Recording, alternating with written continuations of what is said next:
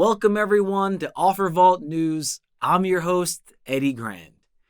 Robocall scams is a topic we've previously discussed on this show, and lately there's actually been a lot of new developments on this topic from the government and mobile providers. So we are going to cover all of these new updates in this week's episode. But first, here's a rundown of the top headlines this week. Court permanently bans operators of deceptive rental listing websites and orders them to pay $6 million. At the request of the Federal Trade Commission, a federal court ordered the operators of several online rental listing websites to pay more than $6 million in fines after they allegedly made false and unfounded claims about their listings. The order also permanently bans the defendants from offering rental listing services ever again.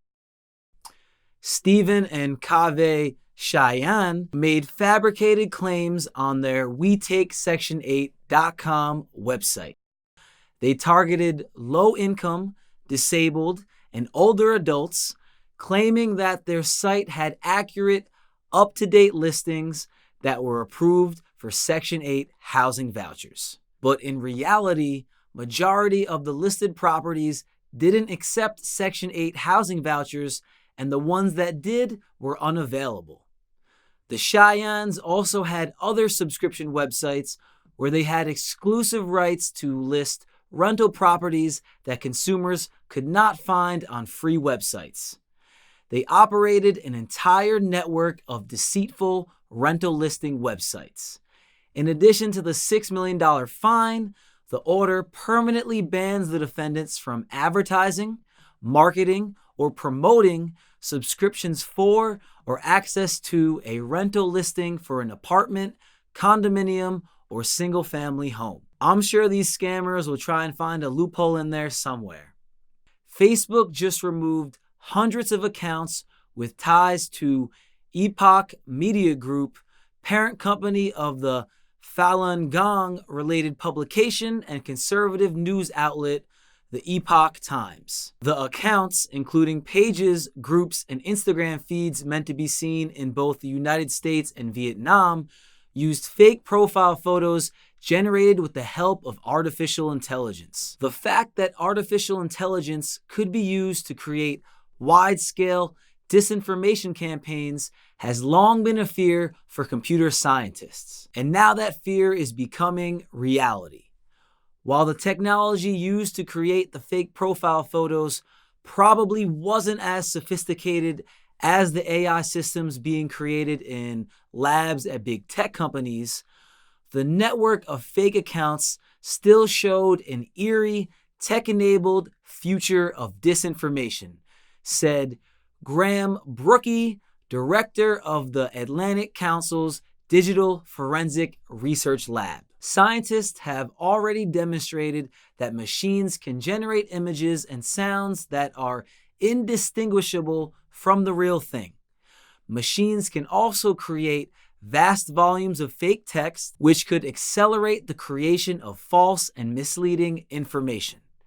The network of fake profiles consisted of 610 Facebook accounts, 89 Facebook pages, 156 groups, and 72 Instagram accounts. These accounts were used to post about political news and issues in the United States, including President Trump's impeachment, conservative ideology, political candidates, trade, and religion. This was a large, brazen network that had multiple layers of fake accounts and automation that systematically posted content with two ideological focuses: support of Donald Trump and opposition to the Chinese government, Mr. Brookie said in an interview. In an email to the New York Times, Epoch Media Group denied that it was linked to the network targeted by Facebook and said that Facebook had not contacted the company before publishing its conclusions. According to Facebook, the people behind the network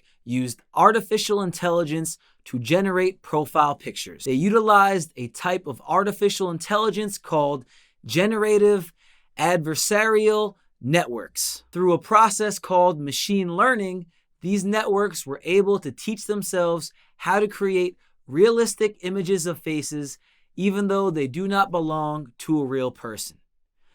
Facebook said these accounts masked their activities by using a combination of fake and authentic American accounts to manage pages and groups on the platform. The coordinated, inauthentic activity revolved around the media outlet, the BL, short for the beauty of life. The platform is continuing to investigate other links and networks tied to the BL as well. Apparently, the BL spent less than $9.5 million on Facebook and Instagram ads. Facebook plans on banning the BL from the social network. The Epoch Times and the BL both denied being linked, but Facebook insists it found coordinated, inauthentic behavior from the BL to Epoch Media Group and individuals in Vietnam working on its behalf. Addressing the issue in an email, Epoch Media Group claims that the BL was founded by a former employee. However, that some of our former employees work for BL is not evidence of any connection between the two organizations, the company said. But a Facebook spokeswoman said the BL executives were active administrators on the Epoch Media Group pages as recently as this week. Welcome to the future, folks, where we now have artificial intelligence that can create fake photos of people that look like the real thing. The Better Business Bureau warns consumers of social media gift exchanges because they're actually illegal pyramid schemes. This social media scam uses the guise of a gift exchange similar to a Secret Santa, which is something that's fun to do with friends, family, and coworkers. On the other hand, doing a gift exchange with people on the internet that you never met is a little more sketchy. Most of these online gift exchanges are really illegal pyramid schemes. An example of this is the Secret Sister gift exchange campaign that quickly became popular in 2015 through Facebook posts promising participants would receive up to 36 gifts in exchange for sending just one gift. Each holiday season, the scheme pops back up. Here's how these scams work. The scheme starts with a convincing invitation, either by email or social media, to sign up for what seems like a fun program. All you have to do is provide your name and address and personal information of a few additional friends, and put this information on a list that already consists of other complete strangers on the internet. Next, it's your turn to send an email or social media invitation to send a modest gift or bottle of wine to a stranger along with their friends, family, and contacts. This cycle continues, and you're left with buying and shipping gifts for unknown individuals in the hopes that you receive the promised number of gifts in return. Unfortunately, that doesn't happen. Just like any other pyramid scheme, it relies on recruiting individuals to keep the scam afloat. Once people catch on and stop participating in the gift exchange, the gift supply stops, leaving hundreds of unhappy people that never got their promised gifts. If anyone out there watching has participated in one of these online gift exchanges, feel free to let us know your experiences in the comments section below. Following up on our recent story about robocall scams, sure enough, there's been a lot of new developments with robocall regulation emerging in the last few weeks, and we'd like to go over them and what they could mean moving forward. For our main story, lawmakers and mobile carriers aim to stop robocalling. Will it be enough? Do you know how many robo-spam calls there were in 2019? 54 billion calls. Over the past year, illegal robocalls solicited credit card and social security scams and targeted Americans enrolling in health insurance. Illegal robocalls have even spread to hospitals, overwhelming doctors' phone lines and scaring patients, leading medical professionals to fear that robocalls could create a public health crisis. The fact that robocall scammers are targeting hospitals is really scary and very dangerous. It's a rapidly growing problem that lawmakers and mobile carriers are scrambling to try and stop. The federal government receives more calls about complaints relating to robocalls than anything else. Let's go through some of these recent efforts to combat fraudulent robocalls. Democrats and Republicans are currently at each other's throats with the impeachment and upcoming presidential election. But both parties have come together for their hatred of robocalls. The Senate passed new limits on robocalls weeks after the House passed the legislation and Trump just signed the bill into law. This is America's first major anti-robocall law in decades, and it's one of the first initiatives of the Trump presidency that had full support from both sides of the aisle. This new law is called the Telephone Robocall Abuse Criminal Enforcement and Deterrence Act, or the TRACED Act. Here's everything this new law will do. It empowers the federal government to find and prosecute criminals who place batches of calls under fake numbers without obtaining permission. It requires an annual FCC report on robocall enforcement and allows for it to formally recommend legislation. Also requires the Attorney General to convene an interagency task force to look at prosecution of offenders. It also opens the doors to Justice Department prosecution of offenders. It establishes a handful of specific cutouts and studies. Another implication of the new law is that the FCC will be able to fine robocallers up to $10,000 per call.